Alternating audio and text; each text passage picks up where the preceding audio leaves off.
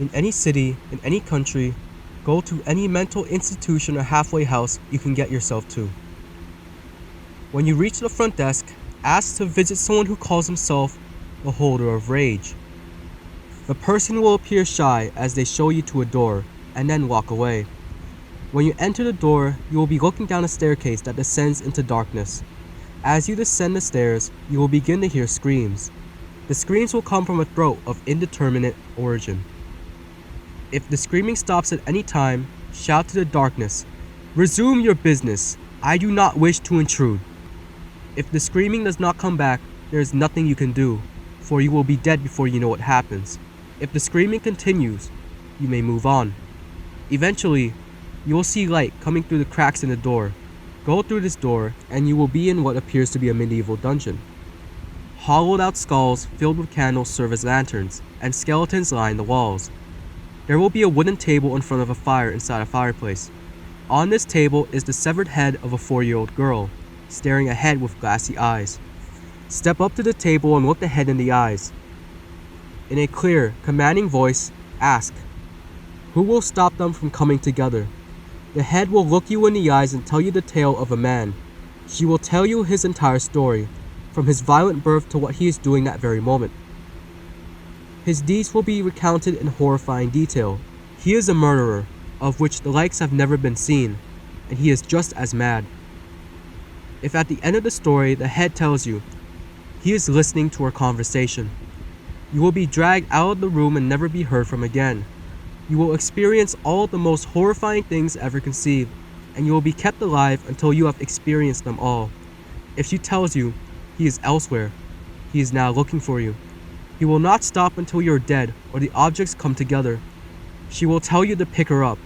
Pick the head up by the hair and look at the table where she was. Sitting there will be a needle covered in dried blood, semen, pus, and countless unidentifiable substances. That needle is object 21 of 538. The hunt has begun and the clock is ticking.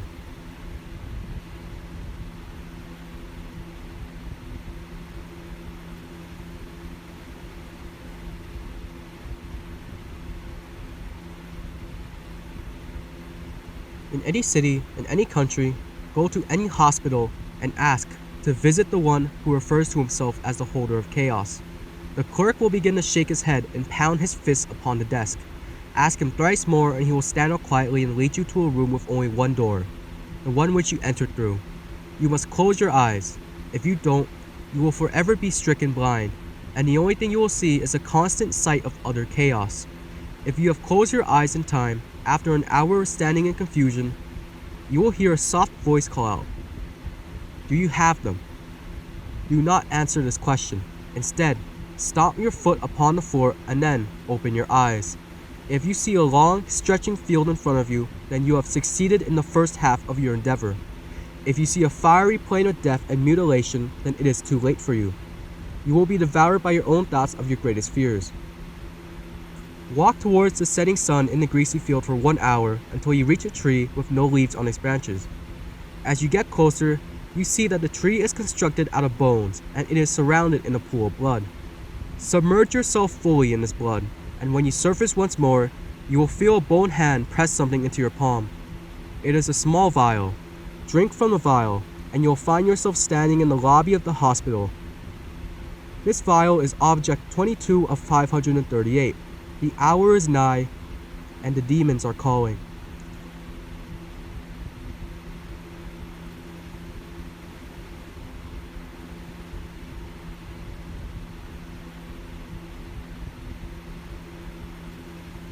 In any city, in any country, go to any hospital and ask to visit the holder of hate. The attendant will give you a firm handshake, look you straight in the eyes and say, "It took you long enough." They will hand you a key to room 532 and tell you to go down the left hall. As you walk down the hall, you will hear insane cackling. Should it stop, yell, "I do not fear you." If it does not begin again, run as fast as your legs will carry you.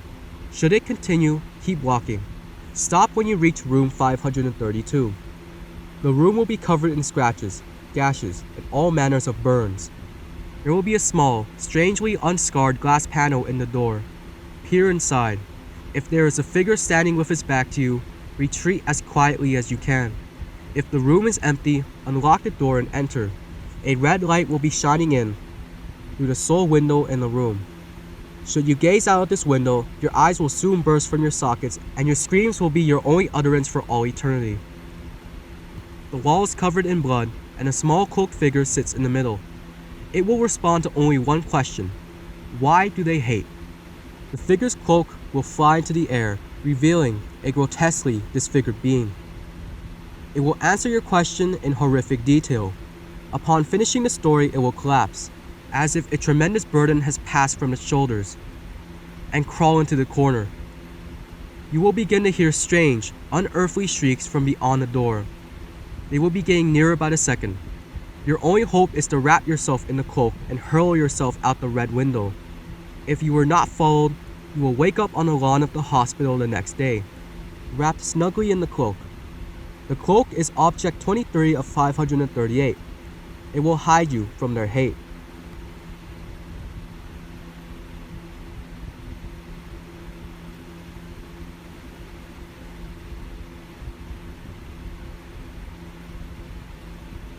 In any city, in any country, go to any mental institution or halfway house you can get yourself into. When you reach the front desk, ask to visit the holder of color. The warden will glance up at you and give you a shy smile before holding out his hand to you. You must wait precisely 8 seconds before taking it, or the colors themselves will deny you and you may not enter. The warden will stand and lead you to a cell, opening the door for you and motioning for you to enter. Inside the cell, you will find 2 little boys, both garbed in shades of gray, and their skin and hair will appear as if all the color was drained out of them. One has long hair and wears a white dress, while the other wears a black suit and has hair cut short. Only look into the white one's eyes, for they are normal, and the eyes of the black cloth boy will lead you into madness. Each will wear 1 glove and hold out both their hands to you. Take only the gloved hand of each, for should you touch the black clothed boy's flesh, you will be plagued with the worst agony in all the universe, but you will not die and he will not let go. Should you touch the white clothed boy's flesh, you will feel more pleasure than you have ever experienced, but he will soon pull his hand away and you will never feel that pleasure again. No matter how you yearn for it, your lust will kill you. The boys will look at each other and nod once. Should they shake their heads, close your eyes and quickly say, "I am not what you seek, but I can change the tides." Once you say this, they will both giggle and pull on your hands, opening a trap door in their cell and descending into darkness. The boys will speak in unison, endlessly bragging about their riches, all the things they have. They will ask you many times if you are jealous. Each time, you must simply answer yes. Your fate now lies in the hands of these boys. The stairs you descend are long and grow ever narrower, until finally, one boy will go in front and one in back. Should the boy in black go in front, consider yourself lucky. Life now is at your back. But should he go in back, your death will be agonizing and he will throw you from the stairs to the abyss below. After what seems like an eternity, you will reach the end of the stairs, and both boys will push you to a large glass door. They will stare after you, tears streaming down their faces, and tell you they can go no further, but point to the door. You must enter. The room is pitch black, save for a single beam of light at its direct center. Standing in the light is a woman, much like the boys, completely stripped of color. Her hair and gown both reach the earth, each as white as her flesh. Her eyes are only whites, staring blankly at you. If she should smile at you, you have amused her, and she will light up the entire room with her light, and you will become one of the wreathing bodies that makes up the collection beneath her glass floor. Should she frown at you, she will turn her back and light up the part of the room behind her, awakening 7 other beings: a cackling man who wears just black, a weeping man garbed in white, a snarling man with piercing red eyes, a grimacing woman who wears only pink petals, an emotionless girl enveloped in green, a sickly man with silver hair, and a smirking gentleman covered in riches. They are to be your judges. You must then pick the one that you feel will do you justice and walk towards them, asking along your way, when will they strip you of this earth? Should you choose the wrong color, the one you have chosen will stand very still and smile at you eerily, and you will soon feel yourself slipping away into nothingness. Should you have chosen the correct color, it will respond with a hideous screech, pointing fearfully at the woman in the center of the room. The others will scream curses at you in many languages, and you will feel piercing pain rip through your body. Soon, the one you have chosen will step forward to embrace you and whisper in your ear their sickening tales, the stories of your demise, of the demise of the world, when every breath will fade away. Do not move. The curses will stop, and the room will be lit, the seven all staring at you. Where the woman was, there will now be a small feather, like that of a dove, changing its color continuously. This feather is object 24 of 538. With it, you can take away what was theirs to give.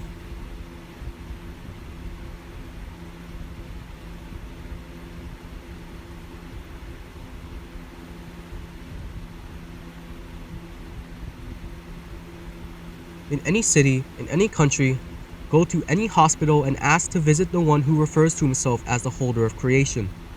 The clerk will look into your eyes, horrified, before standing up. She, and only a she, will lead you to the maternity ward and push you into a locked door, which you will glide through. Once inside the door, you will notice two more, one to the left and one to the right. You must choose the one in the direction to which you are more accustomed, hoping all the while that fate has correctly guided your hand. Touch the door handle. If light peeks from under the doorway, you must enter.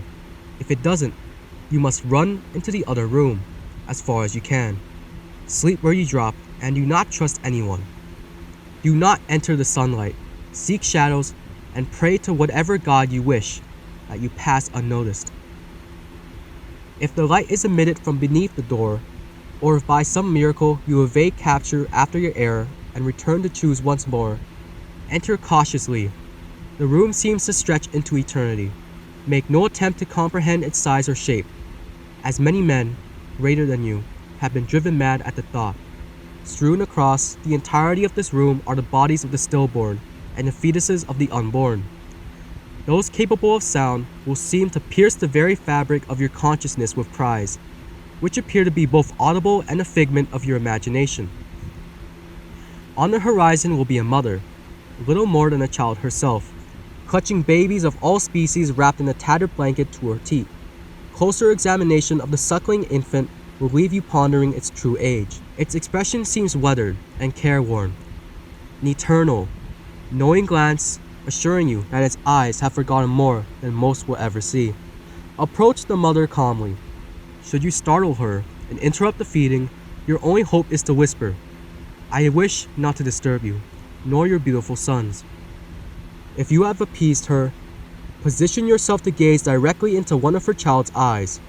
Once there, you must not break eye contact, for fear of upsetting the infant and bringing about your own doom. You may ask him one question and one question only. For what have we been created? The baby will move and wrap its tattered cloth around you, and rending you limb from limb. Yet, you must not react to the pain or risk never returning to your original form. If you can overcome the agony, he will stare into your eyes, and you will see the beginning of the cosmos. All things that have been, since the creation of existence, will unfold before your eyes. The truth of the origin of the seekers will be brought to life, and if you're not driven insane by this truth, you will feel the warmth of this knowledge glowing inside you. This heat will grow until the pain of the burn outweighs that of your torn flesh 1,000-fold. You will feel your body melt away, burning into nothing, save ash. At the peak of your anguish, if you have managed to remain stoic, you will blink the eyelids which you no longer have, opening them to find you have returned outside, exactly 1 day before the incident. In your hands, you will find a tattered manuscript, the text of which seems to predate existence. This object is 25 out of 538. This book yearns to return the other objects to it, and within it is the cryptic knowledge of how to do so.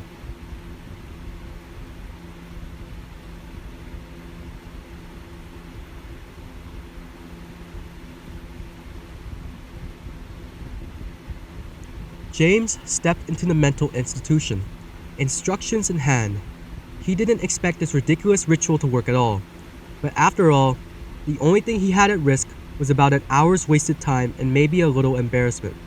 He approached the woman working at the reception desk and asked in a quiet whisper if he could visit the one who called himself the holder of perspective. What happened next surprised him a little. The receptionist nodded her head solemnly, just as the instructions said she would. Okay, he thought. Apparently I'm not the first one to pull something like this. Chances are she's read these things, and it's just playing along. Maybe she'll lead me back to their break room or whatever, just so she can show off to her coworkers the latest idiot who walked in, asking for something stupid. Let them all have a good laugh. God, why did I think this had the slightest chance of working? His rambling, self-deriding thoughts were silenced, however, once she unlocked the chain double doors and he saw the long, narrow stairs leading up far higher than the building should have physically allowed.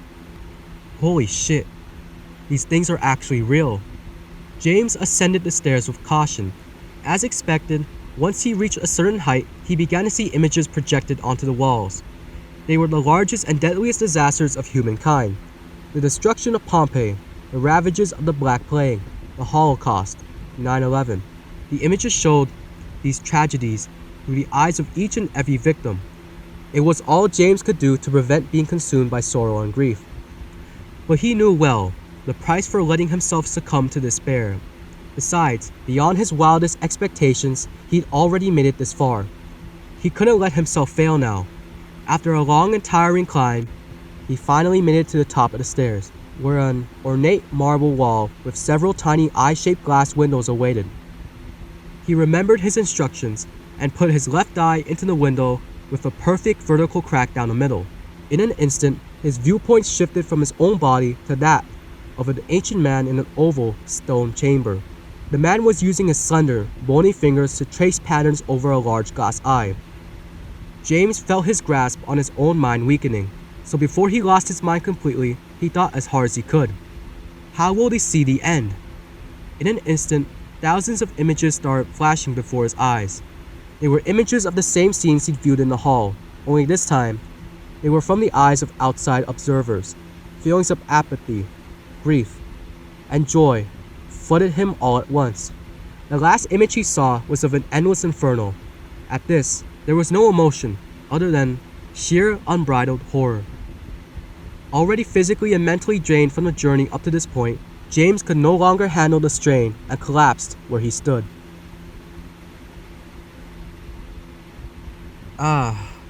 Another poor seeker who couldn't handle my visions. Very few have the mental strength for it, you see, and for good reason.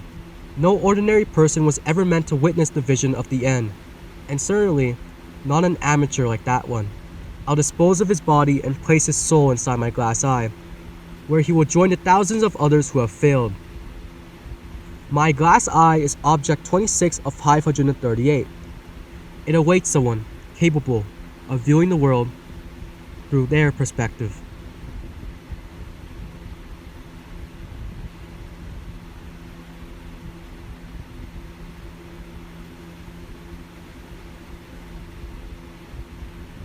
In any city, go to a hospital at night and ask the head nurse to see the holder of sleep.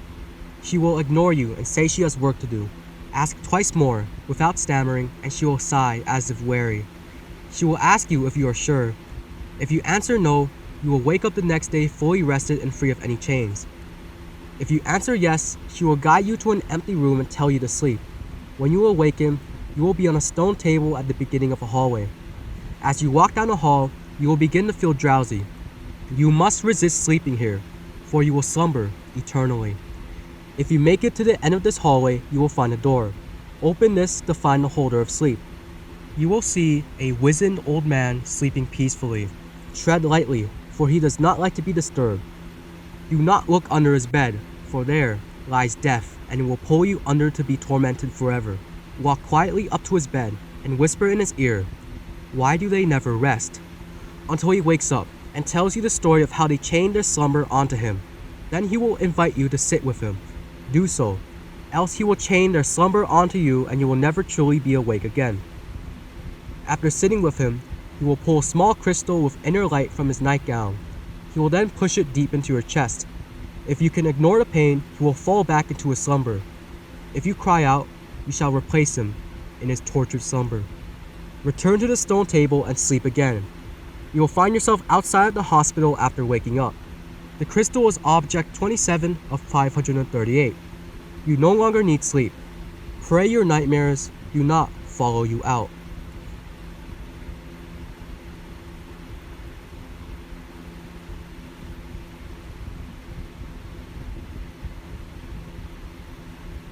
In any city, in any country, go to any mental institution or halfway house you can get yourself to. When you reach the front desk, ask to visit someone who calls himself the holder of clarity. The worker will begin to chatter on about their life, making inside jokes and references which only they understand. All the while, they will walk in a weaving motion to the recreational area of the building. They will slide open a hatch beneath a table and suddenly fall silent with a grim look upon their face. You will look down into the hole and you will see a vast number of lights flashing on and off, and you will feel berated and confused, but you must go in. This hall seems to have no start and no end, the lights flashing sporadically, and you will find that tiny flying objects flit in front of you, in your eyes and nose and mouth. The air will fill with a horrible, all-consuming buzzing noise that does not allow you to hear even your own screams. You must only walk on, and if for any reason the objects stop moving or the lights hold their glow, you must yell out, "They shall not know I'm here, as I have covered my tracks." If the calm stays, you are too late, as it has already begun. If the horrible bewilderment returns, you must forge on. In your wanderings, you will meet a door. You can feel its handle and allow yourself in. The room will be eternal, only the floor holding your mind intact. There will be a man whose entire form is run through with long nails and stakes, every inch of his body secured. His mouth is held open, pins forcing his lips up to his face, a stake buried in the back of his gaping mouth. His tongue will wreathe and flop at your arrival, his eyes searching over you in a panicked state. He will respond to only one question: why did they take form? His eyes will affix on you, and his tongue will hold still. In a gargling, horrible speech, he will recite to you the creation of every object and the purpose of each. The description will force you to vomit upon every sentence, and the tale leaves most mad. You will find a rusty and worn fillet knife in your hand. You must remove his wreathing tongue with his pathetic and gurgling screams echoing through your soul. He will seem pathetic and you will want to help him, but do not, or you will replace him. His tongue is object 28 of 538. They will meet. Only you shall know why.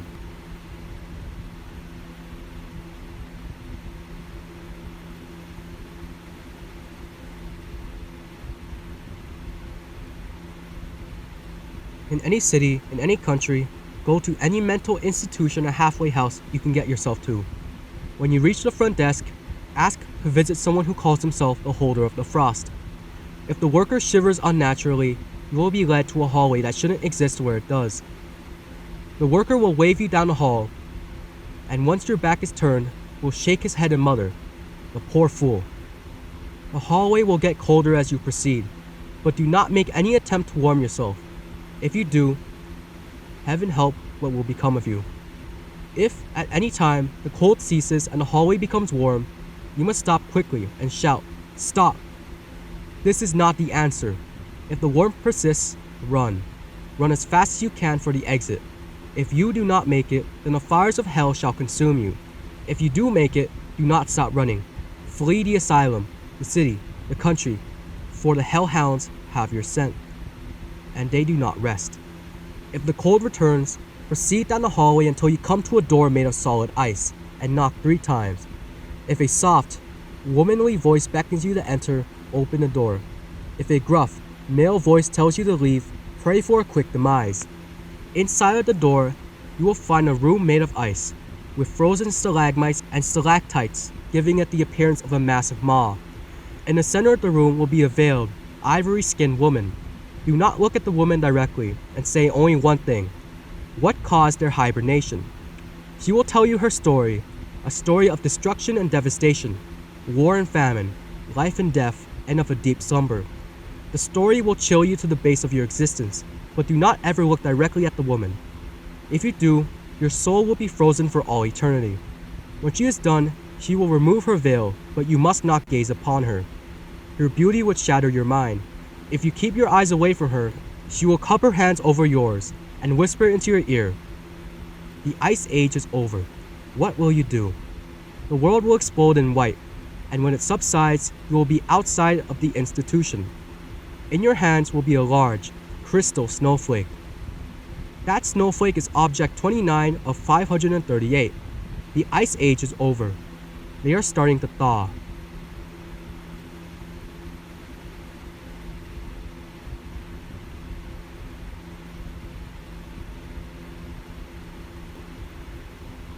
In any city, in any country, go to any mental institution or halfway house in which you can get yourself to. When you reach the front desk, ask to visit someone who calls himself the holder of the flame. The worker will stare impassively at you for many minutes before pointing, silently, to a door behind you. The door was not there, and anyone else around you will not notice it. Approach the door and close your eyes before grasping the knocker. You need knock only once. If the metal suddenly cools in your hand, run. Run far away and keep running. Only hope that you have escaped, for the alternative is a horror only the souls in hell can comprehend. If the knocker grows warm, hold onto it tightly, even when it appears to sear into your hand. Eventually, the pain will stop. Once this has happened, open your eyes. You will be in a small garden, illuminated by the light of a full moon and surrounded by ivy-covered stone walls. To your left will be a pond. Do not look directly into the water, lest the multitude of terrors lurking within capture and drown you again and again for the rest of eternity. To your right will be a funeral pyre, not yet lit, slickly dark with a flammable fluid. Take exactly 5 steps towards the pyre. Do not ask why. You will find a corpse of a castrated male child, his arms folded over a vial of quicksilver, saying nothing but the question, what caused their immolation? The corpse will not move, but the pyre will ignite of its own free will, as will the bushes, the grass, the trees, and the flowers all around it. The flames will shift colors, from the normal colors of fire to the red of freshly spilt blood, to the green of infection and disease. The plants will shriek in agony as the walls surrounding the garden are consumed. The pond will dry out, the water itself burning with a blistering heat, as the souls of the damned rise upward in the steam, howling their litany of curses upon you. As the first curse reaches your ears, you must summon your courage and begin to laugh. Loudly, spitefully, arrogantly, but not softly. If the curses become more vehement, you are safe. If they stop, then throw yourself on the pyre to escape a fate far worse. In the midst of the tempest, the corpse will calmly sit upright, consumed entirely in flames, and will proffer the vial. You must continue to laugh and cross your arms. You must not accept this gift now. The corpse will open its mouth, and if you are lucky, what you will see in its depths will not leave you laughing in the madness for the rest of your mortal life. The vial will drop, shatter, and spill its contents upon the blackened remains of the grass as the flames die down. Everything will be silent.